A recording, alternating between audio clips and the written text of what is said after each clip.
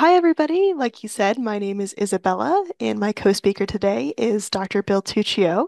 And we're going to be talking to you guys a little bit about how we use MAXQDA here at Garmin in the development of avionics, and how we do some of our QUALQUAN usability research. So, starting out, what is Garmin? I understand you all might not be fully familiar with it. So, a little bit of an introduction. We do have five main business segments here at Garmin. We're just a small portion of it over here. The first is fitness, where you might know us for our watches and our heart rate monitors. We have outdoor, which you might know us for. We have our inReach satellite messenger. Marine, we've got some radars and displays with them. Automotive, some GPS navigators with that type of thing. And then aviation, which is where we work, and we work on the avionics that go into aircraft. So, a little bit more about what we do. We work in human factors. So, what is human factors? It studies how people interact with their environments and considers the human characteristics in how we design things, really designing for the human element. And a part of that is usability research, which is just how we understand how we can make our products a better fit to humans. So, what we do is we take our actual systems and our products, we put them in front of users, have them do a couple of tasks, run through scenarios, and then see what the weak points are in our system. Places people had errors, places people didn't really enjoy their experience, those type of things. And then we focus on that and improving that as part of our daily work. So today I'm going to talk to you guys about a specific case study, something that we've done. So to preface this, some of the legacy avionics, the avionics that have been around for a while, have used what's called an ABC keyboard, and that's when all the keys are in alphabetical order. And you can see an example of that in the center here. They also used a numerical keyboard, which you can see on this side, to do actual data entry of numbers. Now, you all might not recognize that because what we use nowadays for laptops and computers is called the QWERTY keyboard, which is over here on the right. I will note all of these images have been pulled from the web. They are not actually our images for the purposes of confidentiality within Garmin. But as we went to developing more modern software, we wanted to include a QWERTY keyboard because that's what people have become more comfortable with. It's kind of become the standard. An issue, though, is that in taking this QWERTY keyboard and squishing it horizontally just a little bit to actually fit it on some of our displays, it dropped the button size below what regulators have deemed an acceptable touch size for the environment. And aviation is highly regulated. We've got the FAA here in America. We've got stuff like EASA over in Europe. And they're the ones that kind of dictate some of this stuff. And we work with them to make sure that the products that we're designing are not only good for the user, but also meet their regulatory and safety requirements. So we found that in squishing this, it dropped it below that minimum touch size. So what we needed to do was go and do a study to determine that this new button size was acceptable and wouldn't lead to increased error rates. So what we did was a qual mixed methods research study that compared numerical ABC and QWERTY keyboards in both smooth air and turbulent conditions, because that's something else you need to account for when you're working in aircraft, is the fact that it's not always smooth, it sometimes gets bumpy. So how we did that is we've got this lovely research platform right here up in the upper right on this slide, and that is our motion platform. What that is it's just a big platform up on some hydraulics, and it allows somebody to simulate what it feels like to be in turbulence when you're in an aircraft. So what we did is we took some pilots, some users, put them on that platform when interacting with each of these three keyboards and looked at their error rates, their completion times, and also just their overall satisfaction, how much they enjoyed using the program. So in doing so, we used MAXQDA, which is why we're here. Here at Garmin, we adopted MAXQDA in April of 2023, last year, after my co-speaker, Bill Tuccio here, did a survey of the QDAS market. He's been in it for over 10 years, so he had a lot of experience with that and just seemed like a really good fit to go out and find us a software that really would work and meet our needs. So we did settle on MAXQDA, and we were very happy with that.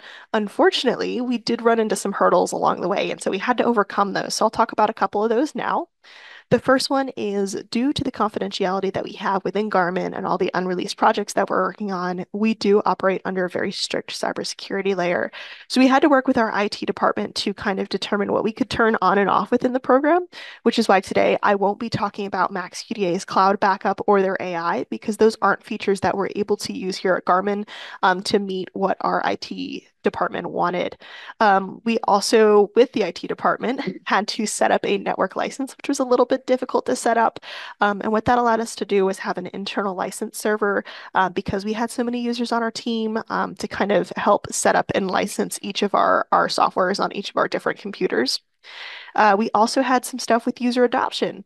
Like I said, Bill's been in the industry for over 10 years, so he was really familiar with this QDAS software. But for somebody like me with limited experience, or a lot of people on our team with no prior experience, we had to get them up to speed on what this is and how to use it and the basics.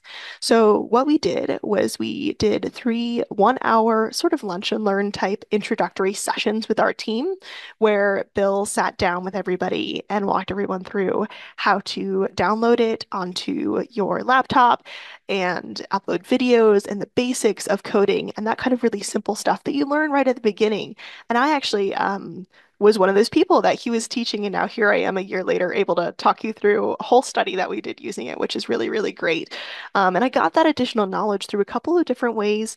We have tutorial videos, of which MaxQDA has some, and there's also some on YouTube with just regular users. MaxQDA also has free books that people can read through that help introduce them. Their support system's really great, and then also just shared knowledge within our team. If somebody came across something and said, "Hey, there's this cool, whether it's a new feature or an old feature that we just stumbled upon," sending that out to everybody and saying, "Hey, I found this. It's really useful. Check it out." And that was just a really natural, organic way for everybody to become a little bit more of an advanced user with MaxQDA. The last thing that we ran into is, as I mentioned, we had some issues with cloud storage because of what we do. Um, we had to develop our own file storage system. So we worked with Joel Drevlo, whose name you all might recognize. He's got a handful of other sessions here at MaxDays this year. I highly recommend you go check him out. And he worked with us to develop a really good file storage system. So I am going to hand this off to Bill to go ahead and talk you guys through how we do our file storage here at Garmin. Hi there. Can you hear me okay? Yep, you sound great. Okay. So, as Joel said in some of his other sessions, in MaxQDA, your files, you want them to be local to your hard drive. And also, you don't want them to be on a synced drive like might occur in OneDrive or iCloud. So, we needed to think about that. And then at Garmin, we have a subversion system. And so it became somewhat clear to me that and then after talking to Joel, that this was our best option. So let me explain what that means. Each user, as you can see here on the left, each user can will make a MaxQDA file, their Max MX24 file, and store it on their hard drive. They'll store it within the hard drive structure expected by Subversion.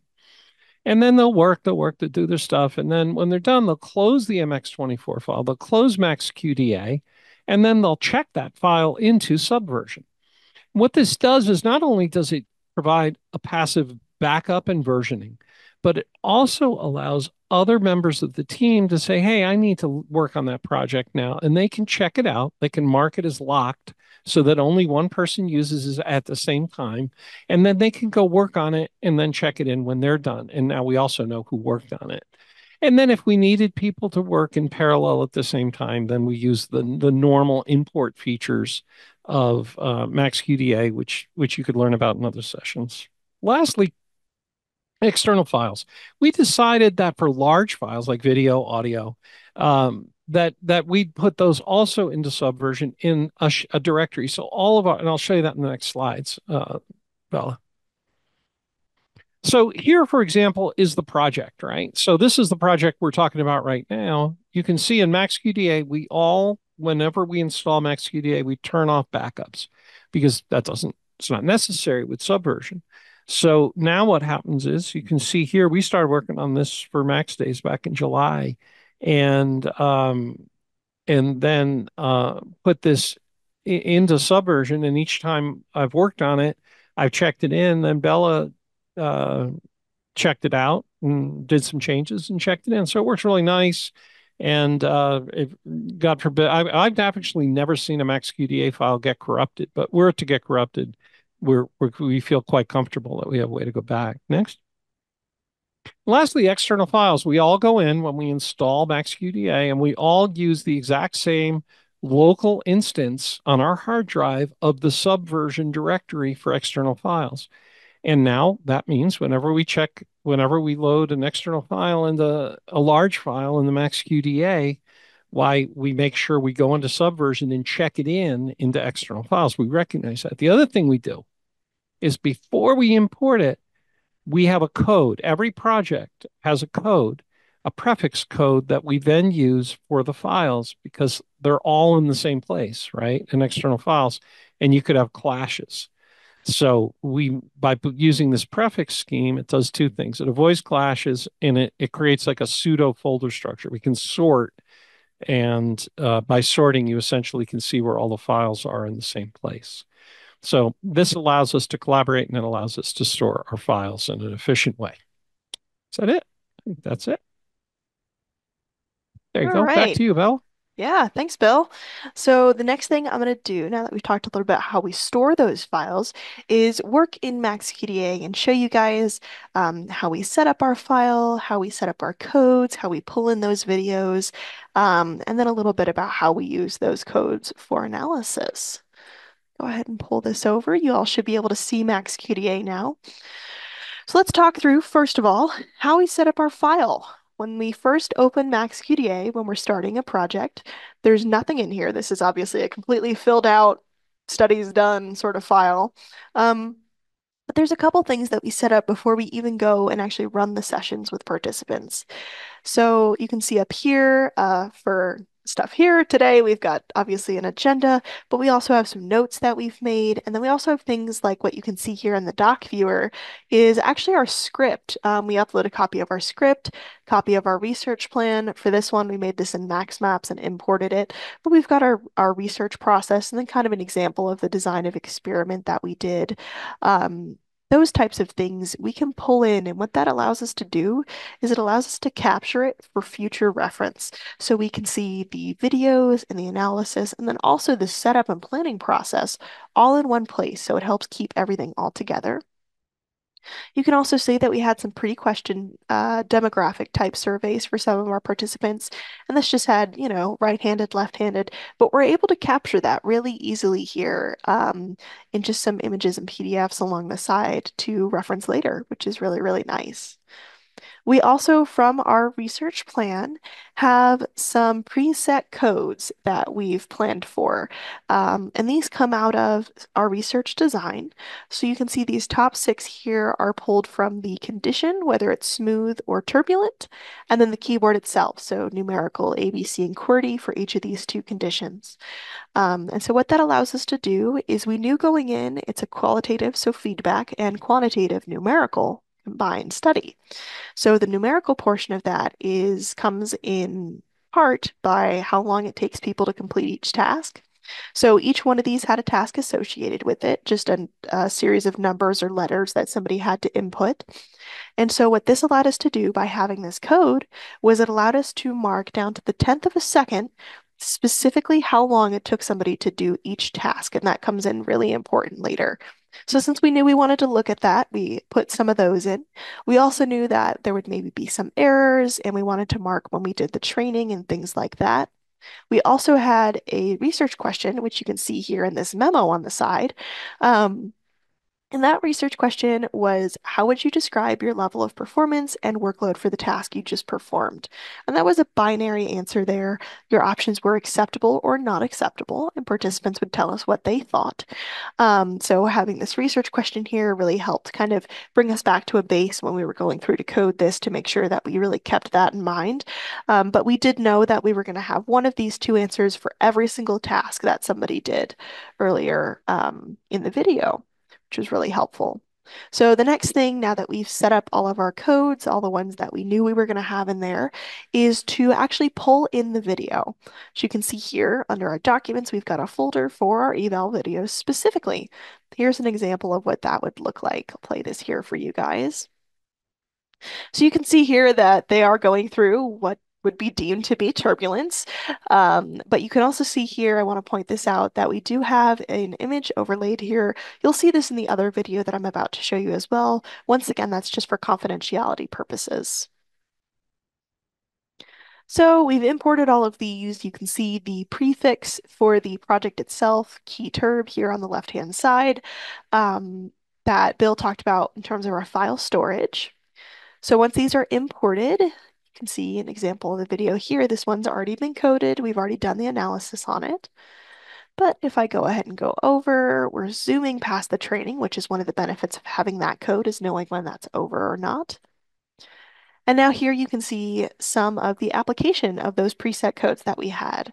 So this task here, the first task that the person was doing, was in smooth conditions with an ABC keyboard. And you can see we were able to get that really down to the 10th of a second just by moving this as to when specifically they put their hand down and lifted their hand off of the keyboard there. The next thing you can see is that we have concurrent codes. We have them overlaying at the same time. And so what that is for this smooth ABC task that somebody did, they deemed it acceptable. So we've got overlaid on here. And similarly for this one and this one, the acceptable code in the same time span.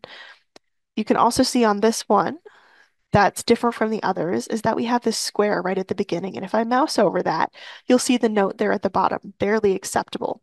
What that notes is that this was, they said, it's acceptable, but they weren't fully convinced. They were kind of on the fence. So what that lets us do is it lets us go back and mark that maybe we should take a second look at this or ask them questions about this specifically. Just a really great additional layer of note taking that we have there. You'll also see that there's a couple of different codes in here that were not the ones that we initially set up on this left-hand side. And what these are qualitative comments, most of them. So you can see right here, somebody said that even though they found the task to be acceptable, they were able to complete it okay. They didn't enjoy using it, and that's a really important distinction. They were able to use it safely and without error, but they didn't enjoy using it. So that's pulling some of those qualitative comments. And if you go further down here, we can see another qualitative comment. They actually liked the design of our screens. There's a little bit of a place to grip around the edge of it, and they really appreciated that as well. So we were also able to capture some of those qualitative comments that came out of it that we hadn't been anticipating ahead of time. One last thing to note that I found really neat is it also allowed us to, not just from a qualitative perspective, but just in general, um, it allowed us to capture things that were good to bring back to our engineers. So you can see in this video clip here, and you'll see it again in a second, that we've got this big red button right here in the center. And what that does is it actually stops the motion of the platform if somebody's having issues, whether it's an emergency or they just want a break from it for a minute. But we found that where we had mounted the displays on the platform itself, it put their hands really, really close to that button, and that caused issues a couple times. So we did want to mark those to kind of go back and look at and also bring back to our engineer and say, hey, maybe we should move this button. So it's just another kind of helpful thing that came out of it, that it just gave us the ease to be able to code that and go back and look at it later. So now that we've got our codes in, our preset ones for the tasks, and then also some qualitative stuff, we want to go ahead and look at some stuff at a high level with some of these videos. So if I click on this, if I right click and click on variables, you'll see this pane pops up. And what that gives us is the variables that we've assigned to the video as a whole. And that's an important distinction. Codes are portions within the video and variables are the video as a whole. So we can see here the document group that it's in and the name of the video itself. And then if we go all the way over to the right, we can see some of the demographic information. And that applies to the video as a whole. The person's always going to be right-handed. They're always going to be a male. So we put these things at the variable level rather than the code level because it allows us to see it as a whole for that video. So now we've got everything coded, we've got our variables in, we've analyzed all of the videos. We want to go through and we actually want to take a look at those codes and do the actual analysis portion of our study. So one of the first things that we wanted to do was we're going to go ahead and activate all of our eval videos, all of the ones that we've coded here. And then we're also going to activate each scenario that we had already set up. And let's say we want to see when it wasn't acceptable, when they said, I'm not able to complete this task safely or well. This is just, it's unacceptable to me.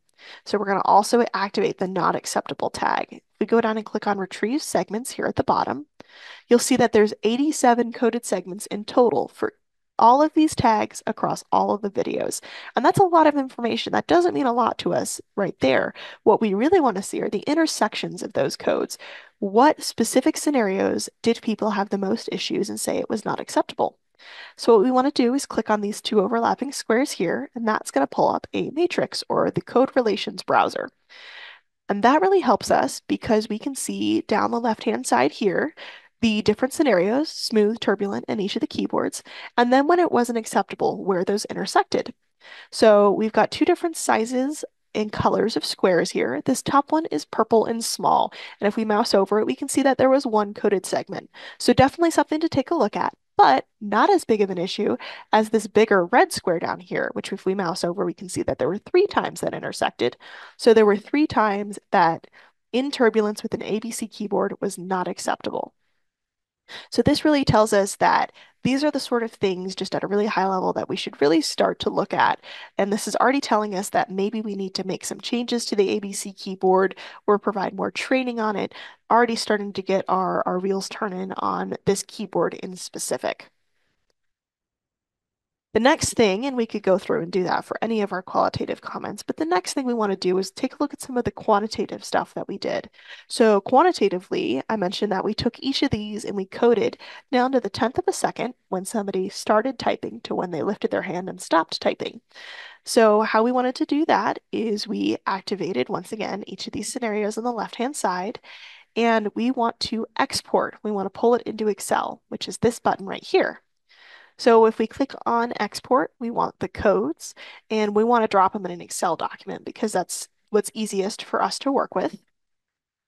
We click OK there. We're going to go ahead and save it. And it's exporting. And what that gives us is an Excel document that looks like this. Um, so what this gives us is we've got codes here on the left-hand side, and those are the scenario and keyboard, like we see here. Once again, smooth numeric, smooth ABC, and then this area column right here is what's really important to us and the connection of those two. So you can see here for this first one, smooth numeric, it gives us a time of 5.8 seconds, and we can see that all the way down here. So what that lets us do is we can then take this and put it into our statistical analysis software and run some quantitative tests on that. So going back, what did we get from that, right? We want some results. We want to see what that actually meant to us. So our results here, lots of information, but two main takeaways here. The first is that in terms of duration, you can see the ABC keyboard was significantly more time than some of the others. And the other thing is that it actually was still acceptable. And that's a really important distinction for us. So, acceptable, like we said, is a word that means something to regulators. That means that pilots are able to successfully complete tasks without errors. It's not going to decrease safety at all. For all of the different keywords, numeric, ABC, and the point that we wanted to make, the QWERTY, it was still safe to use and okay to use. However, we did find that qualitatively participants preferred using the QWERTY keyboard. They were a lot more comfortable with it. We had people saying, this is what I use every day. This is so much easier than the ABC. I feel like I'm not having to hunt for the keys that I want. And that was reflected in both their qualitative comments and the time that it took. So everything was really starting to converge for us, and that was really helpful. Another example of that convergence again, and this was using some of those variables that we coded, was the number of missed touches somebody had. So we captured that in a variable at the high level for each video, for each participant there. So you can see that once again, converging in turbulence with an ABC keyboard was the vast majority of those missed touches. And then similarly, backspace in both smooth, this red, and turbulent, this orange, ABC had a significantly higher number of backspaces, which tells us that more people made an error, noticed they made an error, and went back to fix it. So that was another thing that we got out of that. And once again, converging, showing that people were able to identify it and fix it. So it is safe to use, but that they had a much harder time using it, just from a usability and a satisfaction standpoint. And finally, I'm going to talk a little bit about the benefits of MaxQDA to kind of wrap it all up. What this did for us was it allowed us to easily reference the context in these visually driven scenarios. So without me showing you guys the video of somebody's hand shaking all around, you're going, okay, turbulence, was it like a little bit of turbulence or was it a lot of turbulence? And by showing that video and having really easy access to go back and click on it and say, no, look, this is exactly what they were doing, really helps as a storytelling tool when we go to talk to our management about design changes or go to argue that yes, this is acceptable, those kinds of things. It really helps to be able to easily reference back to it. It also allowed us to collect, like I mentioned, that qualitative, their comments, and the quantitative, the time, simultaneously, which really helped cut down on our workload and ease the flow for us. Just made it so much more efficient to be able to do those at the same time. Additionally, it helps with data retention and future reference. And that goes back to how we actually set up our file. So I mentioned that we keep stuff like our plan in there, we keep our script in there, having all of that stuff all the way from planning through results in one document that we can easily reference allows people to follow this over time. Let's say I left Garmin and somebody came in 3 years from now and wanted to go back and look at what we did. They could reference this file and see my notes, see my thought process, see everything that we did all in one place. So it really helps just follow that thread among people. And the last thing is, it was really user friendly. I was able to get spooled up on it to this level within a year. We have other people on our team using it who'd never used qualitative software, and they've spooled up on it in the last year. So it was just really easy for us to pick up on and really easy for us to use. So, any questions? I think I might have some in the Q&A, but And Bella, you can take, I can, you just let me know which ones you want me to help with, and we can do it together. all right. So I'll just do the top one here. Paul said, are you using the same code system for multiple set studies? That's a great point, actually. And one of the things that we can point to, I know there are ways to import codes and use those across different MaxQDA files, and that's something that's been awesome for us. So yes, sometimes we do that. What that allows us to do is for something like, I don't know if you're familiar with Sherpa analysis or Sherpa error codes. They're basically different ways of denoting human error. Maybe they omitted something or went back, or there's lots of different ways to categorize it. So those Sherpa error codes, we actually have a code system that we can import between different files that we can do for something like the Sherpa error codes. So, and then another question here, are you also working with survey data? Um, yes, we have worked with that. And Bill, I'm going to toss that one to you because I think you've done that more recently than I have. So thanks, Bella. So in the study, if you could put the Max QDA file back up and open the surveys area. Sure. On this one, where we had a sample size of, I don't know, what was it on the order of 25 people or so? What I did was okay, so it was 15 people. I just used these surveys and I went through and I needed to store them anyway. So I just put these in variables. And so when you saw when Bella brought up the variables that I just transferred them from here to the variables manually. For 15 people, that was quicker than using Qualtrics or something like that. So, but in other places, sure, we've used our survey of choices Qualtrics, and we'll bring it in that way. We might do it through Excel. It just depends on the particular study and what we're doing. So, um, Yeah. I don't see any other questions. I wanted to just elaborate on one or two things. When you saw the study and you saw the slides, while MaxQDA has a statistical package, we have a statistical package here at Garmin, and we were just excited that MaxQDA is so open that it allowed us to use our own statistical package to do ANOVAs, to do graphs that we were a little more familiar with and a little more comprehensive for what we wanted to do. So some of the graphs you saw were not done in the stats package of MaxQDA. And I see that as a benefit. Like it's there if we want it, and or else we can go to a dedicated stats package. So I wanted to just elaborate on the great job Bella did there.